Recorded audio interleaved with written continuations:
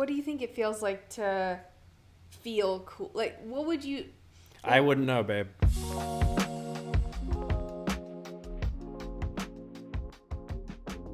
Hi, I'm Helen Fox. I'm Coire Fox. Welcome to Poetry for Life. Also, welcome to Fox Tutoring's YouTube channel. This is our poetry podcast where my husband and I help you experience and analyze poetry. Today we're going to look at... We Real Cool. We Real Cool by Gwendolyn Brooks. We Real Cool by Gwendolyn Brooks. The Pool Players, 7 at the Golden Shovel. We real cool. We left school. We lurk late. We strike straight. We sing sin. We thin gin. We jazz June. We die soon.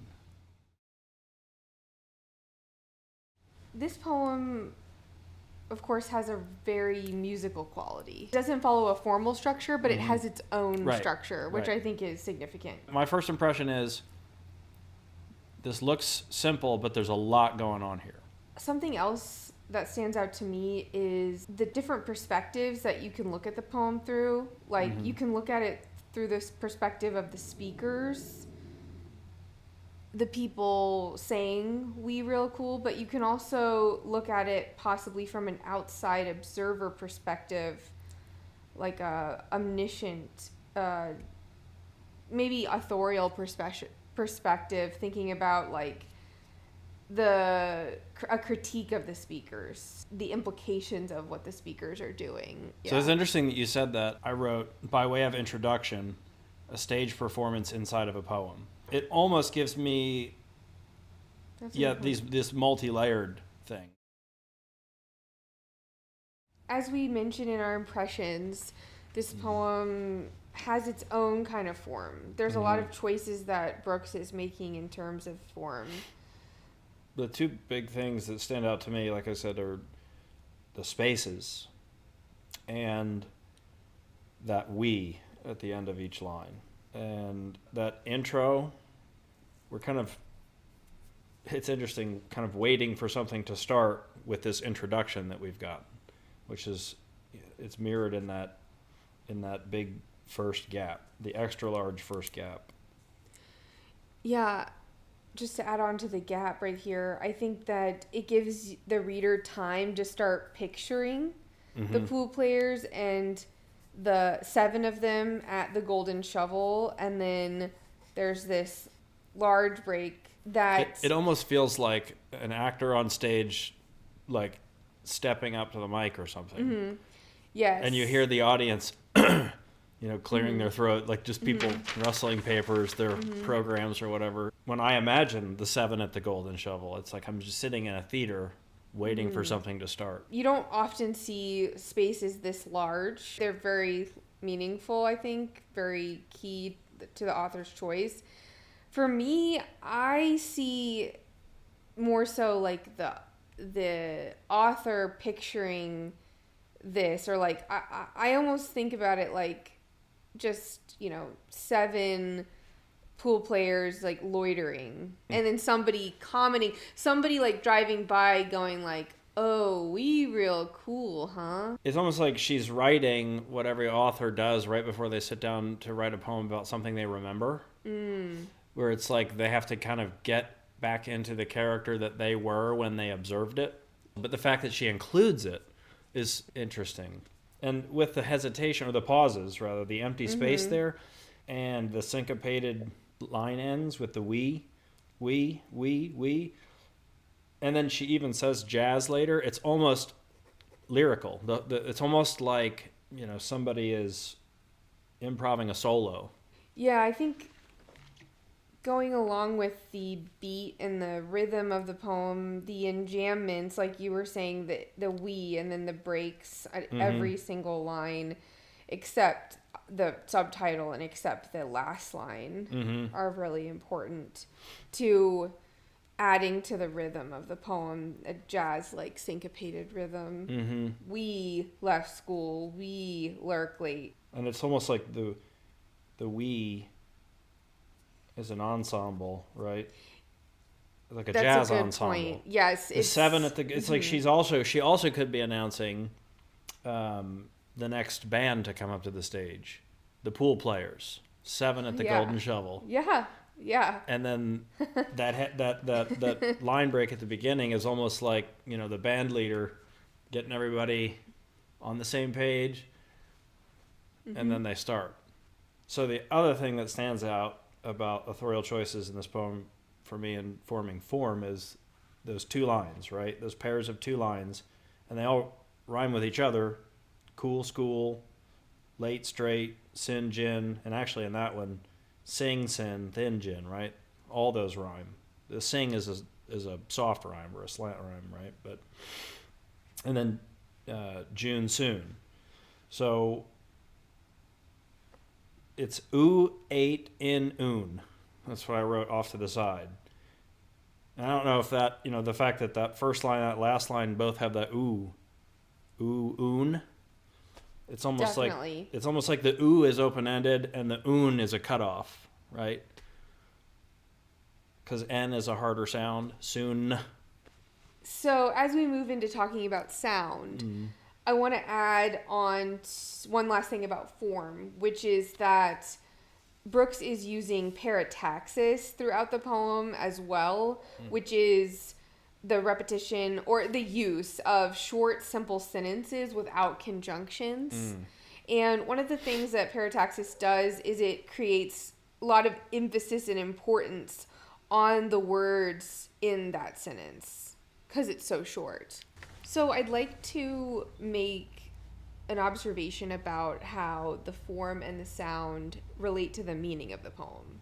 So we've looked at how Brooks is using a very strict form, almost that she's kind of made up, that she's had to fit some of these words and sounds into. And the sounds, to me, the alliteration, the perfect rhyme, the internal rhyme, the slant rhyme, all of that is really, I think, defines the speaker's voice, right? Because it is from the speaker's perspective. Right. So I think in some ways the form represents how the speakers are having to fit into maybe a societal expectations. They're having to conform. But within the society, they're speaking and they're saying powerful things within the parataxis. Interesting. So they can have their voice, but it's like within this constricted space. So let's think a little bit about, in terms of form and sound, like what do they have to do with the meaning of the poem, do you think? Because we have these pool players, they're really cool. They're they're dropping out of school. Well, at least just for that day. We left school. Okay. We don't know if that means just for that day or true. You're right. For every day. Right. Okay, they left school though. I mean, I think it could be that they left school completely. Even. It could be. Yeah, it definitely could be. They are, because they're lurking late. They're staying up late. Right? They're playing pool. They're striking straight. Yeah. So that line, can we stop there for a sec? What do you think that? Do you think that's a pool reference? Strike straight, as in the pool cue. I think it could be. That's one of the references there. Yeah. The reason I ask is because it's interesting to me. We real cool. We left school. Leaving school is kind of a, what would you call it? Rebellious act? Yes, rebellious act. Yeah. But then in the next stanza, strike straight, it's like that meaning could be, we're straight shooters. But straight shooters don't usually rebel or shirk their responsibilities, and it seems like that's what these kids are doing. So it's just interesting to me that they identify as, or they know that they left school, but they say we strike straight. I don't know if there's anything there. I guess there could be a contrast there, but that's not how I'm reading it. I'm reading it more like they like strike you know, when the iron's hot, they're going to go out and they're going to be rebellious, and they're going to just do it how they want to do it and not care about the conforming. We're going to just go straight to what we want, and we're not going to mess with school. Okay. Because we real cool. Yeah. So I think that sing means like praising sin. I think the speaker is celebrating sin in not like a, maybe kind of a mischievous way. And I do think thin gin, the way that I would read that is watering it down. And then Jazz June, I agree with you that jazz isn't usually used as a verb. I think that it's interesting that she even has the word jazz in the poem with such a metered, syncopated beat. It adds to that reference. To me, in my first reading of the poem, I was thinking like jazz as in poke or, you know, kind of play with. I was thinking June could be like a girl. Like they're messing with this girl that doesn't want to give them attention. Interesting. When I read it, We Jazz June is kind of their way of living life. And I read it that way. What adds to that interpretation, that reading for me, is the next line, we die soon. And it's kind of ending with that juxtaposition of this is the way we live because we know we're going to die. It's a very strong statement of a way to live. Kind of fast and loose, you know. We Jazz June is almost like we live in the summer. Always. Or something like that. And the speaker knows the consequences of that behavior. Yeah. It could be that they know the consequences of their behavior, or they know that ultimately they know they'll die soon, and so they act this way. Yeah. Because if we're going to die soon, not that much matters. That's bigger than hedonism and pleasure. That was how I first read it. I do think it's about rebellion. Right.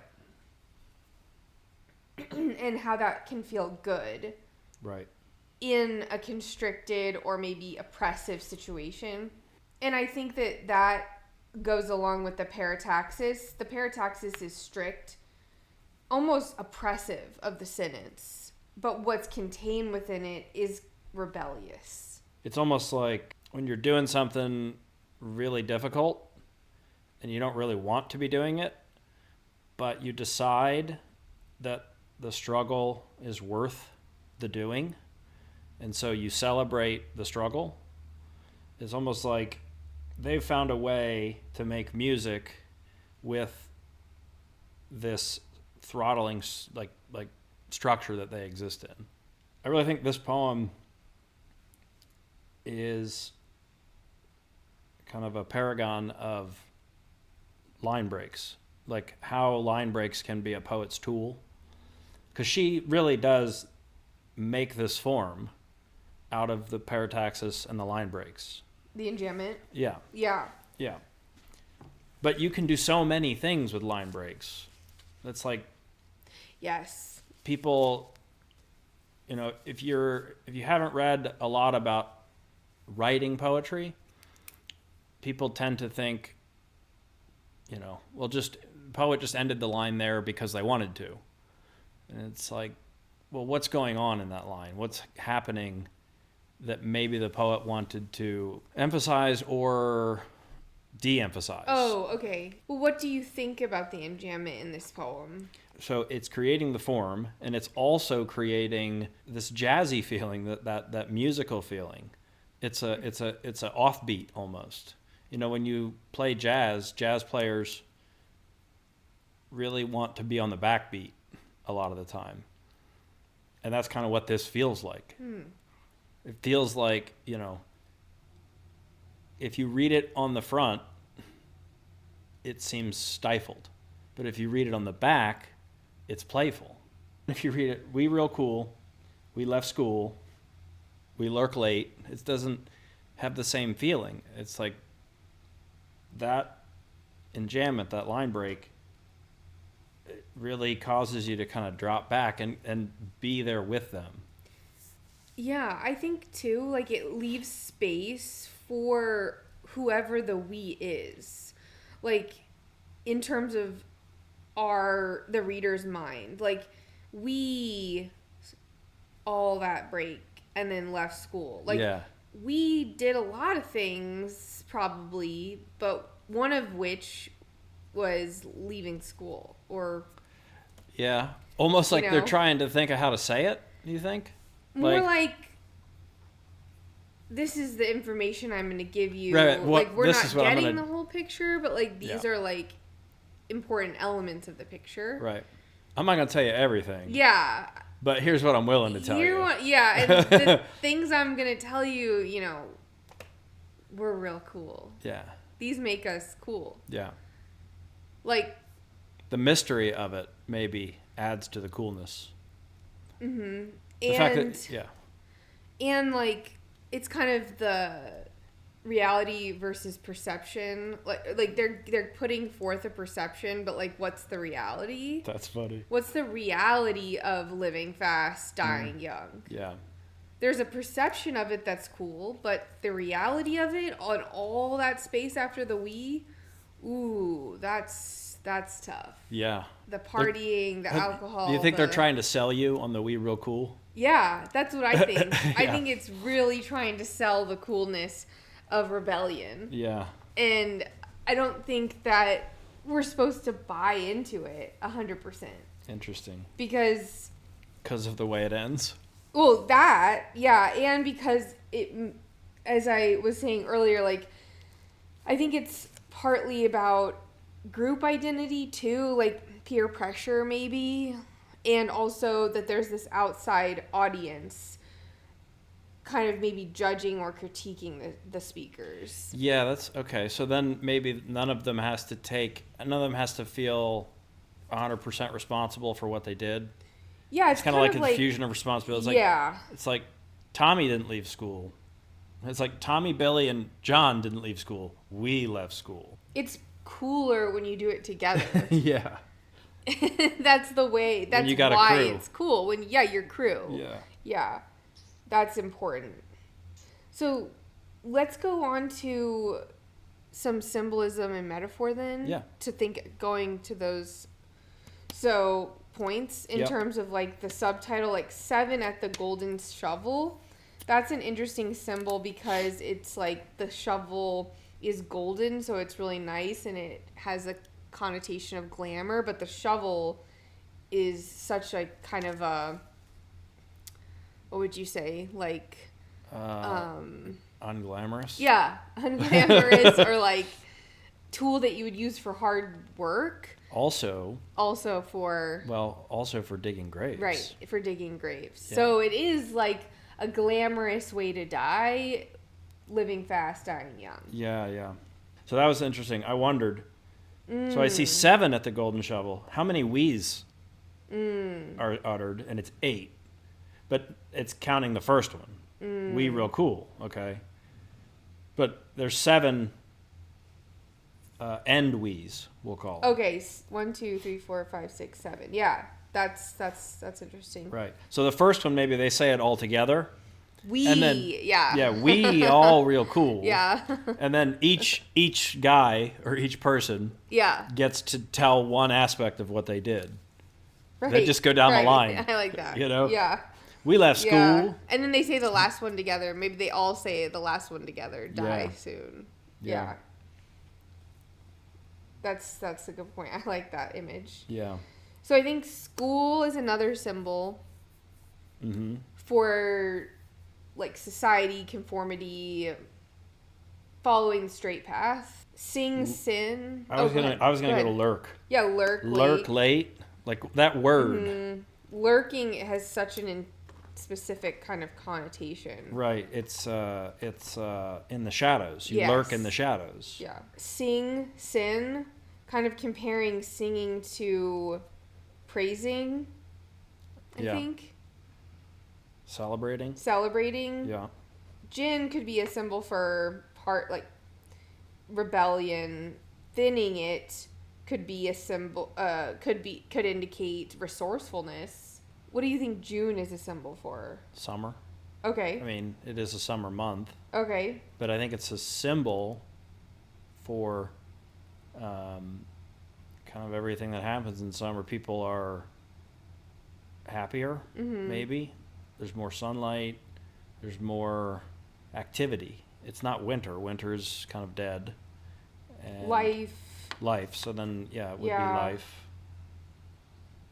Right. That's interesting. Plenty. Jazzing life up, Right. but dying. That's kind of a juxtaposition Right. if you read it that way. Right. That jazz June and die soon. Right. It's already a juxtaposition. But reading it that way drives it home more. Yeah. And I will say, so that is not how you would expect the poem to end, you know? It's a surprising last line. It is. And it shifts the meaning and the tone of the poem. Yeah. For anyone who's going to write poetry, you don't need to hit your audience over the head with your point. You don't need a lot of exposition. You don't need words. You need setup and a punchline. And the punchline doesn't have to be you explaining your poem to people. You know? That reminds me of how poetry is similar to comedy in a way. And jazz. Yeah. Ooh, connection. Oh, that was the other thing. I don't think we explicitly mentioned this. We're saying it's got a jazzy feel, and it's like the two things, or the things that are doing that, are that syncopation at the end and the space. Yes. Silence in jazz is just as important as notes being played, sound being made. It's a great point. Yeah. So should we go to some deeper meaning, some themes? Theme and deeper meaning. We're coming at you. Get ready.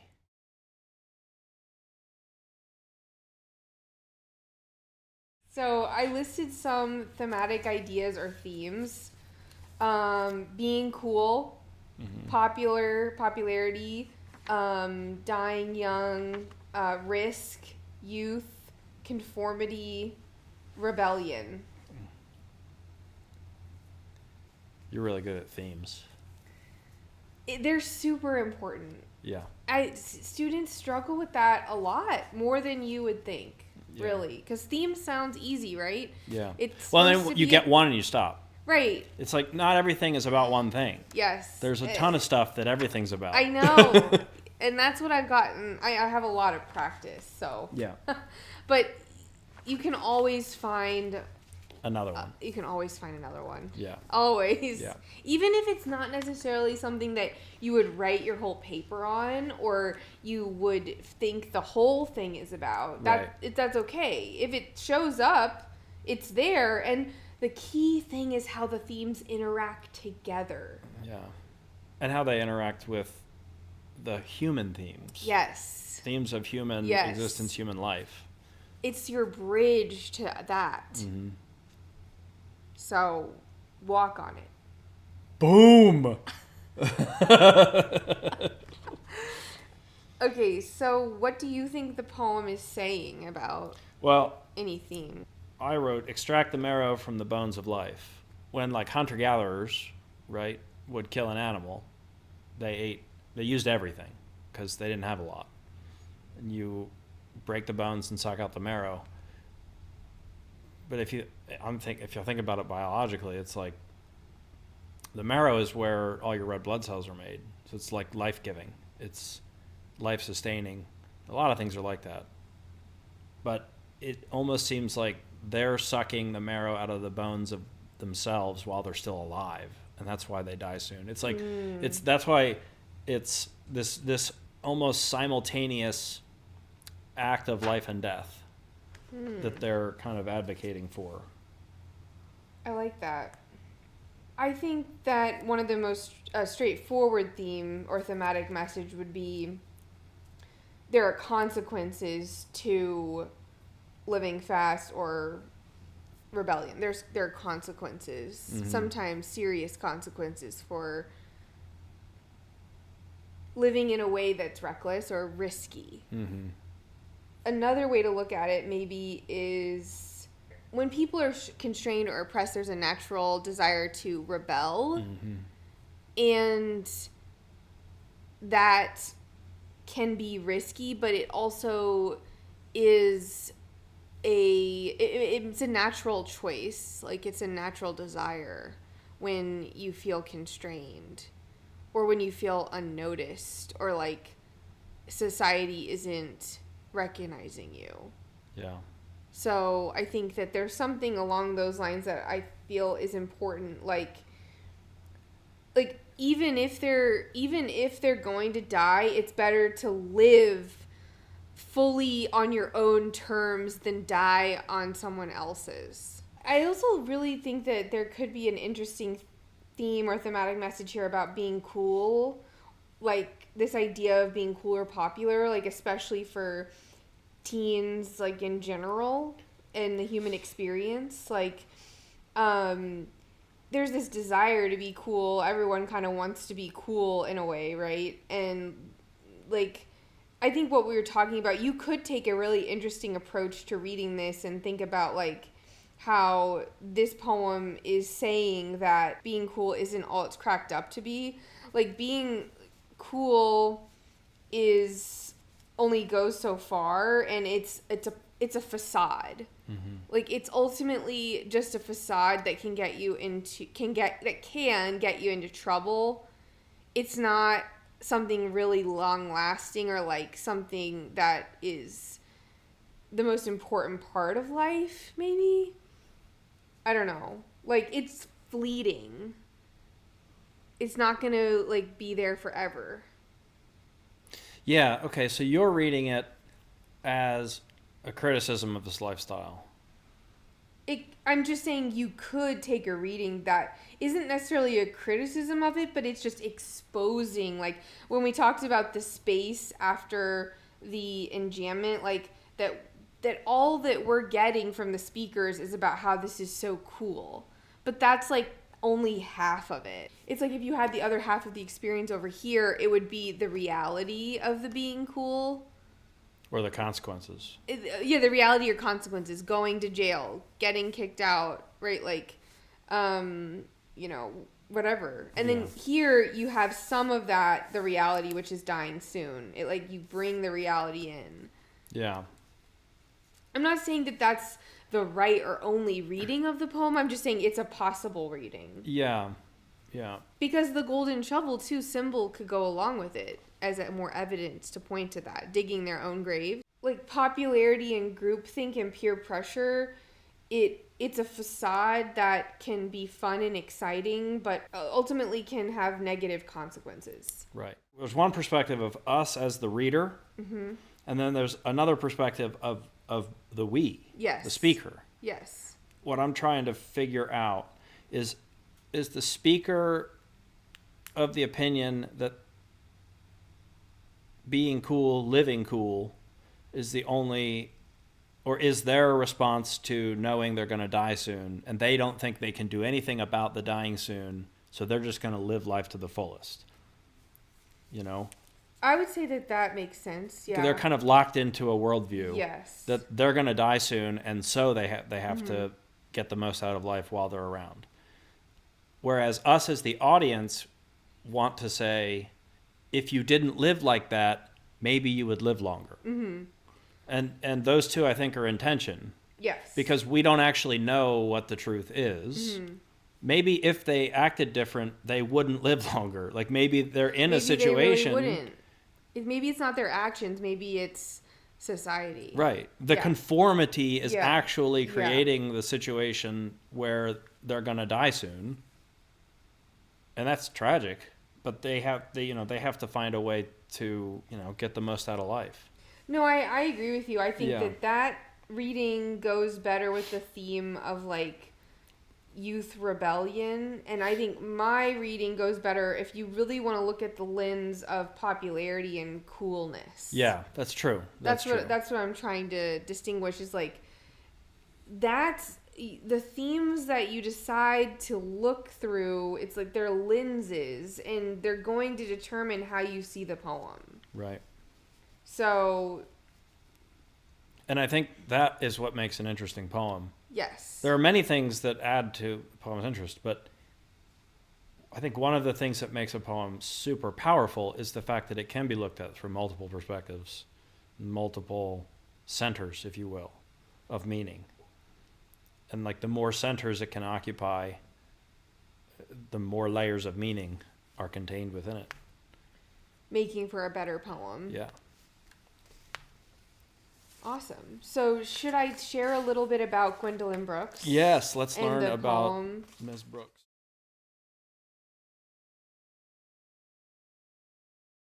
There's not a whole lot, but I do want to share just a couple things about the poem's background.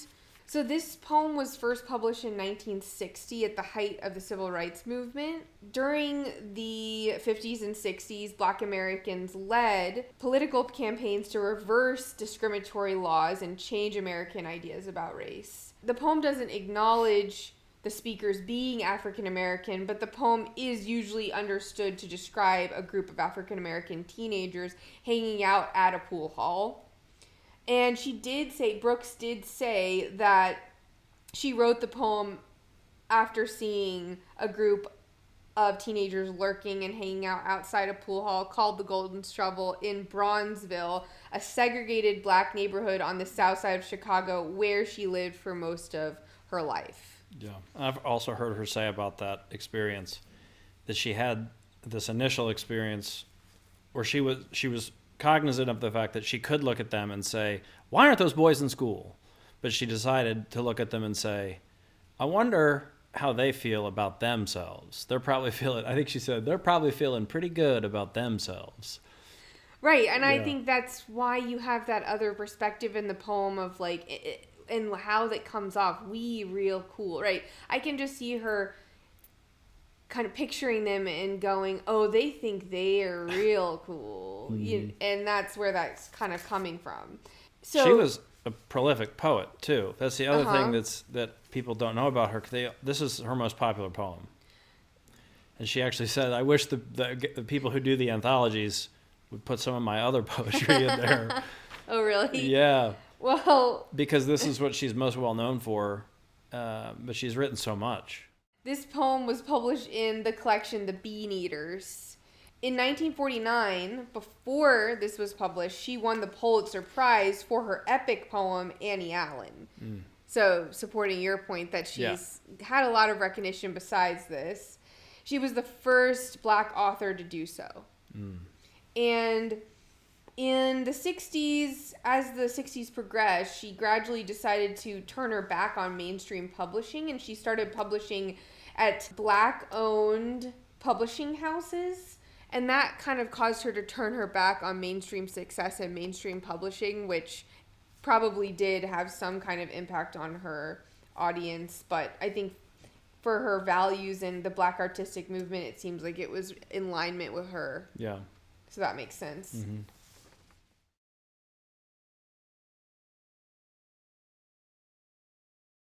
What do you think it feels like to feel cool? Like, what would you...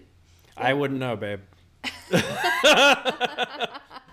Okay. Yep, you never felt cool? Nope. I have always felt like a dork. Okay. Like a nerd. Nerd or geek, depending on what I'm doing. Okay. Very rarely felt cool. All right. Yeah. But I also don't seek that necessarily. Yeah. So.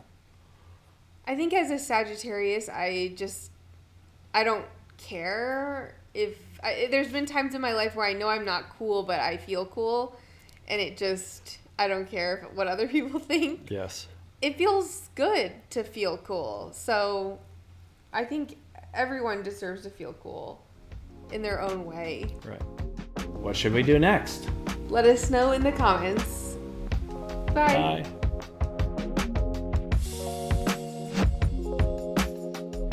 That's definitely going in the blooper reel. Please don't.